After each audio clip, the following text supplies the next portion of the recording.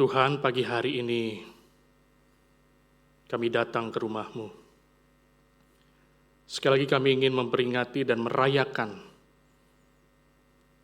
bahwa Tuhan kami yang telah mati itu hari ini bangkit. Dan kebangkitan itu telah menyelimuti kehidupan kami.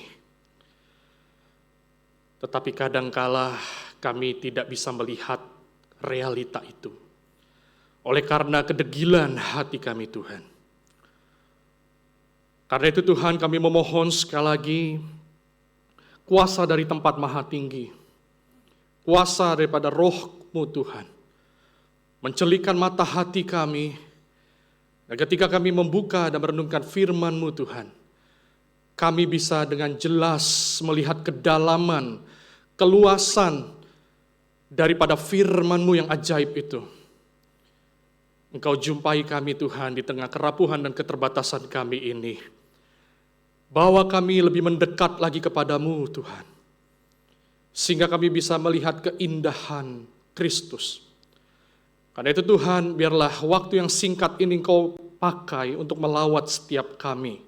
Berkatilah hamba-Mu di dalam keterbatasannya. Kiranya dia menjadi alat di tangan-Mu Tuhan. Hanya di dalam nama Tuhan Yesus Kristus kami berdoa dan mengucap syukur. Amin. Shalom Bapak Ibu Saudara. Selamat merayakan Paskah pagi hari ini. Hari ini kita akan merenungkan satu tema, Sang Pemenang yang Bangkit. Sang Pemenang yang Bangkit. Bapak Ibu, pada bulan April 2013, kalau kita pernah membaca dulu, 12 tahun silam, sudah lama sekali ya. Di USA Today, satu surat kabar ternama di Amerika, melaporkan saham Apple sedang mengalami krisis, mengalami kesulitan. Dan artikel itu mencatat di tahun 2013, baru kali ini Apple mengalami goncangan yang sangat parah dalam sejarah. Kisaran mereka mengalami kerugian 291 miliar dolar Amerika, sehingga menggoyahkan kepercayaan para investor terhadap Apple. Pertanyaan yang menarik dari artikel ini adalah apa yang menyebabkan jatuhnya saham Apple waktu itu? Penyebabnya sangat kompleks, kita bisa menganalisis dari segi manapun, tetapi artikel itu memberikan sebuah highlight yang penting. Faktor utama daripada saham Apple yang terjun payung itu adalah kematian dari foundernya, yaitu Steve Jobs pada tanggal 5 Oktober 2011. Faktor utama yang membuat Apple goncang adalah kematian Jobs. Artikel ini mencatat bahwa ketika seorang CEO meninggalkan sebuah perusahaan yang dia buat, yang dia dirikan, maka akan terjadi yang namanya short term shock, sebuah shock jangka pendek bagi orang-orang yang dipimpinnya, bagi semua lini yang ada di dalam perusahaan itu. Dan artikel ini mencatat penulisnya, jika short term shock ini dibiarkan berlarut-larut, maka dia akan menghasilkan long term disappointment, kekecewaan yang bersifat jangka panjang. Orang-orang yang ditinggalkan Jobs waktu itu adalah orang-orang yang hebat, tetapi mereka bingung. Mereka gamang, mereka kehilangan arah, mau dibawa kemana Apple ini? Dan terakhir kali Apple mengalami krisis yang berat, waktu Steve Jobs masih hidup, dia ada di sana. Dia menopang, dia mendorong perusahaan itu, memberikan energi, memberikan visi yang kuat kepada anak-anak buahnya. Bapak Ibu, ditinggal pergi oleh seorang pribadi yang kepadanya kita bergantung, itu momen yang tragis bukan? Apalagi seandainya jika kita ditinggal oleh Tuhan yang mati, yang tidak bangkit, yang justru kepadanya kita sangat bergantung. Tetapi pagi hari ini, kabar baiknya, Tuhan kita bangkit, amin. Tuhan kita bangkit. Dia tidak mati lagi. Kita yang percaya akan kebangkitan Kristus adalah, saya katakan, orang-orang yang paling berbahagia di dalam dunia ini. Dan karena itu pagi hari ini, itulah alasannya kita datang lagi merenungkan betapa dahsyatnya berita tentang kebangkitan Kristus itu. Nah, saya mengajak kita semua buka satu bagian firman Tuhan dalam 1 Korintus 15 ayat 55 sampai yang ke-58. 1 Korintus 15 ayat 55 sampai 58. Saya akan membacakan untuk kita semua, mari kita perhatikan bagian firman ini dengan baik. 1 Korintus 15 ayat 55 sampai 58. Firman Tuhan berbunyi, maut telah ditelan dalam kemenangan. Hai maut, di manakah kemenanganmu? Hai maut, di manakah sengatmu? Sengat maut ialah dosa, dan kuasa dosa ialah hukum Taurat. Namun, syukur kepada Allah yang telah memberikan kepada kita kemenangan melalui Tuhan kita, Yesus Kristus. Karena itu, saudara-saudaraku yang terkasih, berdirilah teguh, jangan goyah, dan giatlah selalu dalam pekerjaan Tuhan. Sebab kamu tahu bahwa dalam persekutuan dengan Tuhan, jerih payamu tidak sia-sia. Bapak Ibu, Paulus katakan di dalam ayat 56, sengat maut adalah dosa. Kuasa dosa ialah hukum Taurat. Ini satu perkataan yang rumit untuk kita pahami, bukan? Satu perkataan yang membutuhkan penggalian lebih lagi. Bapak Ibu, hukum Taurat, kalau kita mendengar istilah hukum Taurat, maka kita akan mengingat perjanjian lama, bukan? Ketika Allah memberikan hukum Taurat, hukumnya kepada bangsa Israel, dan inti dari hukum Taurat, kalau kita peres ya, seperti jeruk kita peres, keluar nutrisari ya. Kalau hukum Taurat kita peres, itu sebetulnya berbunyi dua ini. Ini yang pernah Tuhan Yesus katakan di dalam Injilnya. Kasihilah Tuhan Allahmu dengan segenap hatimu, dengan segenap jiwamu, dengan segenap kekuatanmu, dengan segenap akal budimu. Dan yang kedua, kasihilah sesamamu manusia seperti dirimu sendiri. Inilah hukum Taurat sebenarnya. Inilah inti daripada hukum Taurat. Dan dua perintah ini diberikan kepada bangsa Israel supaya apa? Supaya mereka taat kepada Tuhan. Hukum Taurat diberikan agar bangsa Israel melakukan jalan ketaatan. Tetapi Bapak Ibu, kenyataannya sebaliknya, bukan? Manusia dengan dirinya sendiri tidak bisa taat dengan sempurna kepada Tuhan.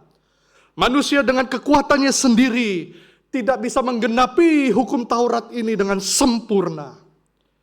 Jadi artinya ketika Paulus mengatakan kuasa dosa adalah hukum Taurat, itu tidak berarti hukum Taurat menciptakan dosa dalam diri kita. Alih-alih, hukum Taurat itu berfungsi seperti cermin. Hukum Taurat itu berfungsi seperti cermin yang memperlihatkan betapa bangkrutnya kita di hadapan Tuhan. Betapa berdosanya kita di hadapan Tuhan. Betapa kita tidak mampu menaati Allah dengan sempurna dari diri kita sendiri. Itu fungsi daripada hukum Taurat. Mirror, seperti cermin yang memperlihatkan kepada kita bahwa tidak ada satupun yang baik dalam diri kita yang membuat Allah memperkenan diri kita. Mengingat Bapak Ibu, sifat dosa kita yang paling mendasar adalah pemberontak. Pemberontak. Mengingat kita manusia yang gampang sekali terdistorsi hati kita. Seluruh manusia terbukti berdosa. Roma 3 ayat 23. Dan semua manusia pantas mati. Roma 6 ayat 23. Bapak Ibu, sejak dosa memasuki dunia, memasuki hati kita, kematian menjadi bagian yang tak terhindarkan dalam hidup kita, betul? Kematian menjadi bagian yang tak terhindarkan dari kehidupan kita. Kita takluk di bawah kuasa maut. Kita takluk di dalam ketakutan akan kematian. Hal ini dengan begitu jelas pernah disampaikan oleh Daud di dalam Mazmur 23. Yang paling terkenal kalau apa? Sekalipun aku berjalan di lembah kekelaman. Bapak Ibu Saudara, kata lembah kekelaman itu dari kata aslinya dalam bahasa Ibrani itu Salmaphet. Yang artinya the shadow of death. Bayang-bayang kematian. Daud sendiri menyadari bahwa dia orang berdosa. Dan akibat dari dosa itu adalah kematian. Bapak Ibu, sejak kita lahir, kita telah berada di dalam bayang-bayang kematian. Setiap kali kita bercermin, kita menyaksikan wajah kita yang mulai menua. Ketika kita bercermin, kita menyaksikan rambut kita yang mulai memutih. Betul atau betul? Ketika kita bercermin, kita melihat perubahan yang nyata di dalam diri kita. Tanda-tanda kematian yang makin mendekat. The shadow of death. Salmaphet. Bapak Ibu, setiap kali mungkin kita berada di pesawat terbang, mungkin perjalanan bisnis, perjalanan liburan, mungkin kita terbesit dalam pikiran kita, apakah hari ini adalah hari terakhir kita? Atau menjelang tidur, di dalam keheningan malam, kadang kita mendengar detak jantung kita sendiri. Dan kita mulai tergoda untuk berpikir, mungkin jantung ini akan berhenti ketika saya mulai terlelap. 1001 macam pikiran mulai muncul. Bagaimana kalau saya mati nanti? Anak saya bagaimana? Bagaimana dengan bisnis saya? Terus memuncak di dalam pikiran kita ketakutan akan kematian. Dan ketakutan akan kematian itu adalah efek langsung dari kuasa maut di dalam hidup kita. Nah, Bapak Ibu, puji Tuhan. Puji Tuhan, syukur kepada Allah seperti paduan suara tadi nyanyikan. Syukur kepada Allah. Ayat 57 dikatakan apa? Mari kita baca bersama-sama. 1, 2, 3. Namun syukur kepada Allah yang telah memberikan kepada kita kemenangan melalui Tuhan kita, Yesus Kristus. Itu satu kabar baik yang dinyanyikan oleh paduan suara tadi. Good news. Kabar baik. Kabar baik karena Kristus mengakhiri ketakutan kita. Kristus mematahkan semua rantai ketakutan kita akan kematian. Dan sejak Yesus mati dan bangkit, kematian bukan lagi sesuatu yang berkuasa dalam hidup kita. Hanya Kristus yang bangkit, terbit seperti matahari, yang menerangi cahayanya dalam hati kita yang takut itu, yang gelisah itu, yang cemas itu. Dialah Raja di atas segala penguasa. Tapi saudara, oleh karena itulah Paulus mengutip Hosea, mendengungkan Hosea itu lagi, maut telah ditelan dalam kemenangan. Hai maut, di manakah kemenanganmu? Hai maut, di manakah sengatmu? Di dalam terjemahan paling lama, KJV, King James Version. Oh death, where is thy sting? Oh grave. Dia pakai istilah grave. Hades, where is thy victory? Kuburan, kematian, tidak lagi berkuasa atas hidup kita. Amin. Karena Kristus yang telah bangkit. Bapak Ibu, jika kita melihat keseluruhan konteks di dalam 1 Korintus 15, kita baca perlahan, kita akan dibuat terpukau. Kita akan dibuat terkagum-kagum bahwa betapa dahsyatnya efek yang dibawa Kristus yang bangkit itu. Kalau kita baca keseluruhan konteks itu, sebetulnya Paulus sedang mengatakan, kita tidak perlu takut lagi akan kematian. Karena kebangkitan Kristus memberikan pengharapan apa? Akan kebangkitan tubuh, the resurrection of the body. tubuh kita ini akan dibangkitkan. Keselamatan kita itu bukan jiwa kita, tetapi keseluruhan diri kita, tubuh dan jiwa kita.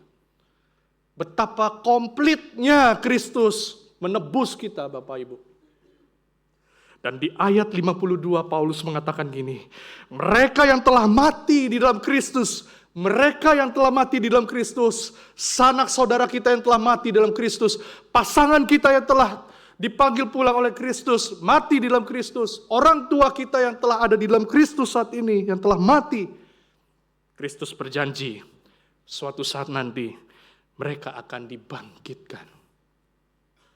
Paulus memberikan petunjuk yang menarik, Bapak Ibu.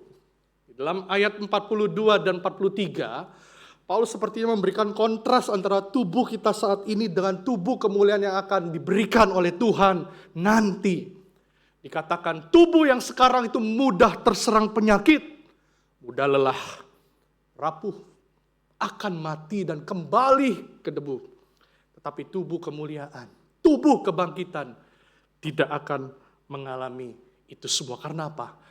Karena kelak kita yang mati di dalam Kristus, kita akan dibangkitkan, dihidupkan oleh Roh Allah. Roh yang pernah membangkitkan Kristus dari kematian, roh yang sama membangkitkan kita dari kematian kita. Bapak Saudara, di dalam cerita Yunani ada seorang filsuf namanya Sokrates. Pernah mendengar ini mungkin ya, Sokrates. Kisah yang terkenal dari Sokrates adalah kematiannya. Hari-hari menjelang kematiannya, dia sedang membawa cawan berisi racun. Ya, dia sepertinya mau bunuh diri karena dia difitnah oleh pemerintahan Athena. Dan murid-muridnya itu surrounding dia, mengelilingi dia. Di dalam percakapannya, murid-murid bertanya gini, Sokrates, ketika kelak kita mati, akankah kita hidup lagi? Kira-kira jawaban Sokrates apa? Sokrates menjawab, saya harap demikian. Saya harap demikian. Tapi setelah kita yang ada dalam Kristus, yang menang itu, yang bangkit itu, harusnya tidak menjawab saya harap demikian. Karena Kristus yang bangkit itu adalah buah sulung. Dikatakan dalam 1 Korintus 15, dia yang sulung dari antara orang yang mati. Artinya apa? Dia yang menjadi jaminan bahwa kita kelak orang yang percaya, yang mati di dalam Kristus juga akan dibangkitkan. Ini berita baik, Bapak Saudara. Ini berita, tidak ada ajaran agama manapun, kepercayaan apapun, filsafat apapun yang mendeklarasikan kebenaran ini. Bapak Ibu, ada seorang jemaat pernah bertanya kepada saya. Mungkin saja nih pertanyaan yang mungkin kita pikirkan selama ini. Apakah kebangkitan Kristus membuat perbedaan dalam kehidupan sehari-hari saya? Apakah kebangkitan Kristus ini akan mengubah atau memberikan sebuah perbedaan dalam kehidupan saya sehari-hari, here and now, di sini dan sekarang ini? Saya percaya bahwa kebangkitan Kristus itu dan kebangkitan kita akan terjadi juga nanti, kelak, masa depan. Tetapi apakah kebangkitan Kristus yang telah paripurna, yang sempurna itu akan membuat pembedaan bagi hidup saya di sini dan sekarang? Saya jawab kepada ibu itu, tentu saja. Karena saya percaya dampak kebangkitan Kristus dalam hidup kita bukan hanya bicara tentang masa depan, tetapi dampaknya telah terjadi di sini dan saat ini. Kuasa itu sudah ada di dalam hidup kita. Kebangkitan Kristus memberikan tujuan dan makna pada kehidupan kita saat ini. Seorang pendeta bernama John MacArthur pernah mengatakan bahwa kebangkitan adalah dasar dari jaminan kita. Itu adalah dasar dari semua harapan masa depan kita. Dan itu juga sumber kekuatan dalam kehidupan kita sehari-hari di sini dan saat ini. Itu memberi kita keberanian, kata dia, di tengah penganiayaan. penghiburan di tengah pencobaan, dan harapan di tengah kegelapan dunia ini. Saudara, kebangkitan Kristus dan kuasa kebangkitan itu telah menyelimuti hidup kita. Here and now. Di sini dan saat ini. Bapak Ibu, mungkin di ingatan kita masih pernah mengingat nama Carolyn Angelica. Mahasiswi Fakultas Kedokteran Hewan, Universitas Erlangga, umur 21 tahun. Beberapa tahun yang lalu ditemukan dalam keadaan tidak bernyawa di mobilnya. Kenapa? Dalam keadaan kepalanya terbungkus oleh plastik, dan di dalam plastik itu berisi gas helium, alias dia bunuh diri. Saya mengangkat kisah ini bukan untuk menyudutkan siapa-siapa, tetapi kisah ini memperlihatkan kepada kita betapa berat beban yang harus ditanggung oleh seseorang dalam hatinya. Bukan hanya pria saja yang tidak bercerita, tapi wanita juga bisa tidak bercerita. Setiap kita pasti menyimpan beban, pernah dan mungkin saat ini menyimpan beban yang sangat berat dalam hati kita. Apa yang terjadi pada Carolyn? Saya menelusuri, ternyata sebelum dia meninggal, dia pernah menulis surat banyak. Ada beberapa surat saya kurang tahu persisnya, tetapi saya ingin memperlihatkan kepada Bapak Ibu, 2 surat setidaknya diberikan kepada orang yang terpenting dalam hidupnya, mamanya kepada pamannya. Ya. Dari 2 surat ini dalam berbahasa Inggris, saya baca baik-baik, ada 2 klausa yang berulang di sana, yaitu klausa I see no future. I see no future. Apa? Aku nggak bisa melihat masa depan. 2 kali, 2 surat ditujukan kepada orang yang berbeda. 1 klausa yang sama ditekankan, I see no future. Bapak Ibu, kisah Carolyn memperlihatkan kepada kita jarak lihat yang pendek terhadap masa depan bisa membuat kita khawatir, tawar hati, bahkan putus asa. Di tengah pergumulan kita yang tak henti itu, sekali lagi saya mengajak kita semua mengingat kabar baik. Kabar baik dari Tuhan. Sebab dia hidup, ada hari esok. Katakan kanan kiri Bapak Ibu Saudara. Sebab dia hidup, ada hari esok. Yuk. Sebab dia hidup, ada hari esok. Ada hari esok. Kita adalah orang-orang yang telah menang atas kuasa maut itu.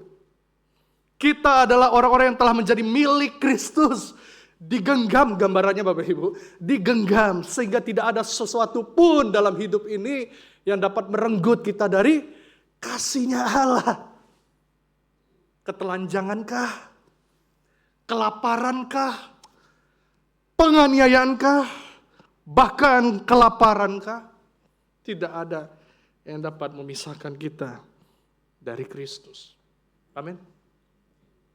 Sehingga pengharapan di dalam Kristus harusnya membuat kita percaya, itu mengubah ketakutan dalam diri kita menjadi keberanian. Menegakkan kepala kita, walaupun hidup kita diterpa oleh badai apapun, kita bisa melihat di depan jalan hidup ini masih bisa dinikmati karena Tuhan. Jalan hidup di depan ini masih ada maknanya. Kecemasan dalam diri kita diubah menjadi ketenangan. Dan kebencian dalam diri kita mungkin karena banyak orang yang membuat kita pahit. Tetapi kebencian itu karena kuasa kebangkitan itu diubah menjadi pengampunan. Bapak Ibu, Paulus mengakhiri surat 1 Korintus 15 yang hebat ini dengan satu ayat yang indah. Mari kita baca sama-sama. Karena itu, saudara-saudaraku yang kekasih, berdirilah teguh, jangan goyah, dan giatlah selalu dalam pekerjaan Tuhan, sebab kamu tahu bahwa dalam persekutuan dengan Tuhan, jerih payahmu tidak sia-sia. Ini perenungan bagian terakhir kita. Selagi kita menanti kedatangan Kristus kembali ke dalam dunia ini, setidaknya Paulus memberikan 3 hal penting untuk kita sadari betul-betul dalam hidup kita ini. Yang pertama, berdirilah teguh. Berdirilah teguh. Stand firm. Teguh, tidak goyah. Apakah ada upaya secara sengaja dalam diri kita untuk kita memperkuat iman kita di dalam Kristus? Saya percaya iman yang teguh tidak pernah terlepas dari pengenalan akan Kristus. Dan pengenalan akan Kristus itu bukanlah sebuah titik. Hanya sekali, 2 kali, selesai. Ikut kelas katekisasi doktrin Kristus, selesai. Kita ikut pembinaan tentang Kristologi, selesai. Tidak. Pengenalan akan Kristus bukanlah titik, tetapi garis memanjang. Artinya apa? Terus menerus. Pribadi dan karya Kristus yang luas, yang panjang dan lebar itu tidak akan pernah selesai untuk kita selami. Dan tidak akan pernah habis untuk kita nikmati. Kristus yang mulia, Kristus yang bangkit. Berdirilah teguh, kenalah Kristus terus menerus. Yang kedua, jangan goyah. Saya kira ini sebuah peringatan yang serius sekali. Jangan goyah. Mengingat betapa rapuhnya kita berkompromi dengan dunia dan akhirnya kita berpaling dari Kristus. Jangan goyah. Bapak Saudara, beberapa tahun yang lalu saya mendapatkan kisah sedih teman kecil saya, teman bergereja saya dari kecil, dari sekolah minggu sampai pemuda kita melayani bersama-sama. Saya mendapati kabar bahwa dia telah meninggalkan Kristus. Oleh karena apa? Oleh karena dia menikah dengan seorang wanita beragama lain. Dari kecil kita bertumbuh sama-sama, kita punya komsel sama-sama setiap hari Senin, kita kumpul bareng-bareng, kita gali ayat Alkitab itu. Pada akhirnya saya mendapat kisah tadi, berita tadi. Saya terus berdoa kepada Tuhan. Bapak Ibu, akhir-akhir ini juga di Indonesia lagi marak ya. Orang-orang Kristen, artis-artis yang secara publik terang-terangan meninggalkan Kristus dan memeluk agama lain. Karena itu saya bisa mengatakan peringatan Paulus ini begitu serius. Jangan goyah. Karena ada 1001 macam alasan kita bisa meninggalkan Kristus. Gara-gara hidup kita, bisnis kita hancur, kita bisa meninggalkan Kristus. Oleh karena ketenaran, kepopuleran, kita bisa meninggalkan Kristus. Tetapi Paulus mengatakan jangan goyah. Bapak Ibu, ketika saya mendengungkan kalimat ini di dalam pikiran saya langsung tertuju kepada seorang tokoh gereja namanya Polikarpus. Ini bukan Polikarpus pilotnya kasus Munir ya. Polikarpus yang hidup di 155 sampai 167 Masehi di Smyrna. Dipercaya Polikarpus ini adalah murid langsung dari Rasul Yohanes. Dikisahkan Polikarpus ini adalah seorang uskup ternama waktu itu. Orang yang terkenal dengan belas kasih dan lemah lembutnya. Dan oleh karena prajurit Roma menangkap Polikarpus untuk dia menyangkal kepada Yesus. Dan dipaksa untuk menghujat Kristus. Tetapi prajurit Roma itu merasa kasihan karena Polikarpus waktu itu umurnya 86 tahun. Udah ringkih, sudah lemah. Dan akhirnya prajurit Roma itu memberikan sebuah diling-diling lah kepada Polikarpus. Polikarpus, lebih baik kau menghujat Kristus. Tetapi Polikarpus mengatakan apa? Satu kalimat yang terkenal, yang pernah kita dengar. Selama 86 tahun aku telah mengabdi kepada Kristus. Ia tidak pernah menyakitiku sama sekali. Bagaimana aku dapat menghujat Raja atau Kristus yang telah menyelamatkanku. Dan satu kalimat lain yang terkenal, Bapak Ibu pernah mendengarnya pastinya. Apimu akan membakar hanya 1 jam lamanya. Kemudian akan padam. Namun api penghakiman yang akan datang adalah abadi. Bapak Ibu, saya ingin memperlihatkan satu kalimat yang tidak pernah mungkin dinotis oleh kita. Mungkin 2 kalimat ini yang paling terkenal kalau kita cek di Google. Tapi ada satu kalimat yang mungkin terlewatkan oleh banyak orang Kristen, yaitu doanya sebelum dia dibakar hidup-hidup. Bunyi doanya seperti ini, Bapak Ibu. Ya Allah, ya Tuhan, Allah yang Maha Kuasa, Bapa dari anak-Mu yang terkasih, Yesus Kristus, yang melaluinya kami telah menerima pengenalan tentang Engkau, kata Polikarpus.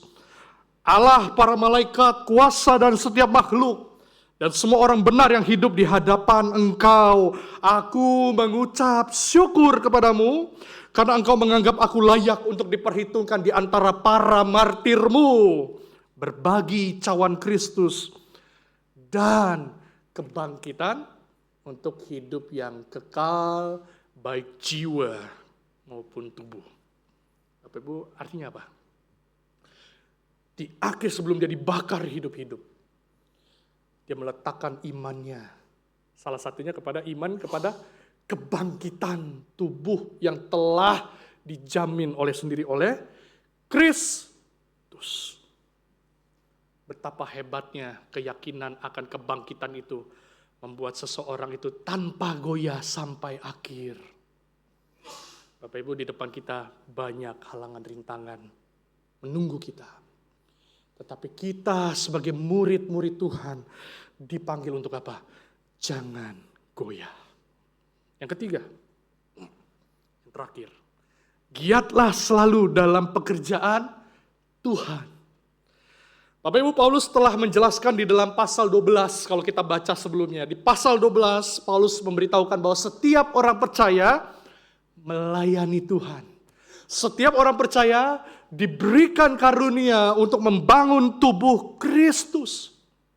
Pelayanan yang kita lakukan bagi Tuhan akan terus-menerus berarti sampai selama-lamanya dibandingkan dengan begitu banyak hal dalam hidup kita yang tidak akan lagi berarti dalam hitungan tahun, dalam hitungan hari, dalam hitungan menit bahkan. Melayani Tuhan, itu hal yang paling berharga yang pernah diberikan kepada kita. Kita diberikan kesempatan untuk melayani, untuk membangun tubuh Kristus di tempat ini. Puji syukur di ngobrol-ngobrol betapa Tuhan berbaik kepada kita jemaat GKI Alam Sutra di tempat ini. Diberikan satu gedung untuk beribadah. Dan ini adalah sebuah panggilan kita untuk membangun tubuh Kristus di tempat ini. Amin. Marilah kita terlibat di dalam pelayanan karena itu adalah panggilan yang Tuhan berikan. Dan di atas ketiganya Bapak Ibu, berdirilah teguh, jangan goyah, dan giatlah selalu dalam pekerjaan Tuhan. Anugerah Allah selalu cukup menaungi kita. Anugerah Allah selalu cukup menaungi kita. Sampai hari di mana Kristus datang kembali menjumpai kita. Kita yang setia di dalam Kristus. Kita yang setia di dalam Kristus akan menikmati kebahagiaan yang kekal. Amin. Mari kita tundukkan kepala kita berdoa. Biarlah kebenaran ini masuk lebih jauh lagi Tuhan dalam sanubari hati kami. Firman-Mu pedang bermata dua yang akan meruntuhkan setiap berhala dalam hati kami. Yang membersihkan hati kami dari segala keduniawian, membuat kami sulit untuk melihat keindahan Kristus. Karena itu Tuhan, bila kebenaran bahwa Kristus telah bangkit memberikan harapan dalam hati kami. Kalau dia ada di antara kami Tuhan yang telah mulai putus asa dengan hidup ini, Tuhan, Engkau mengangkat kami dan tepuk pundak kami, memberikan sebuah penyemangatan bahwa kuasa-Mu menyertai kami. Kalau di antara kami Tuhan yang mengalami sakit dan itu membuat kami tawar hati, Tuhan, berikan kami kekuatan, keberanian untuk menapaki hari esok, karena hari esok ada di dalam tangan Tuhan. Terima kasih Tuhan, inilah doa kami. Di dalam nama Kristus Yesus yang telah bangkit, kami berdoa dan mengucap syukur. Amin.